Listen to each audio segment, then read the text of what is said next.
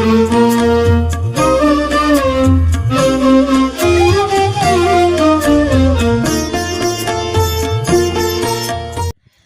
గం గణపతే నమః. ఓం శ్రీ మాత్రే నమః. Hi viewers, welcome to all. ఈరోజు మనము మకర రాశికి ఈ నెల జరగబోతున్న శనేశ్వరుని వక్రస్థితి వలన ఎటువంటి ప్రభావము ఉంటుంది అనే అంశాలని తెలియజేసుకుందాము. వీడియో ఎక్కడ స్కిప్ కాకుండా చూడండి, చూసే ప్రయత్నం చేయండి. ఓకే ఫ్రెండ్స్, అయితే వీడియోలోకి ఎంటర్ అయిపోదాం. మకర రాశికి అలాగే కుంభరాశికి రెండు రాశులకి కూడాను శనేశ్వరుడు అధిపతి అనమాట. కనుక వీళ్ళని శనేశ్వరుడు అబ్జర్వ్ చేస్తుంటారు, గమనిస్తూ ఉంటారు, ఎక్కువగా గమనిస్తూ ఉంటారు. అయితే వీళ్ళు బద్ధకాన్ని వదిలి కాస్త ఎప్పటికప్పుడు పనులు చేసుకునే ప్రయత్నము చేస్తేనే వీళ్ళకి కార్యజయము కలుగుతుంది. బద్దకించినట్టయితే కార్యజయము కలిగే అవకాశాలు చాలా చాలా లెస్గా ఉంటాయి. సో ఈ విషయంలో వీళ్ళు జాగ్రత్తగా ఉండండి. అలాగే మకర రాశి వాళ్ళకి ప్రతి పని కూడాను 4-5 సార్లు చేయవలసి ఉంటుందన్నమాట.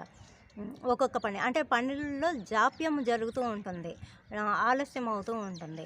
ఇటువంటి పొజిషన్ను వీళ్ళు అనుభవించవలసి ఉంటుంది.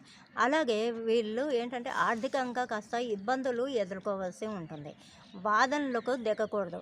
ఉన్నట్టుండి ప్రతిదానికి వాదించే స్వభావాన్ని కలిగి ఉంటారు. ఈ వాదనలకి వీళ్ళు ఎంత దూరంగా ఉంటే అంత మంచిదన్నమాట.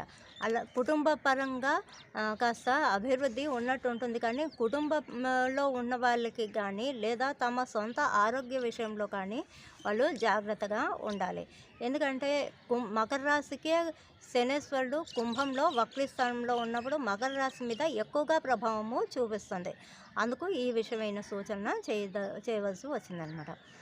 అయితే వీళ్ళు శనివారము నడకకి ప్రాధాన్యత ఇవ్వండి. శనేశ్వరునికి పూజలు జరిపించుకోండి. అంటే శనేశ్వరునికి తైలాభిషేకం చేయించుకోవాలి.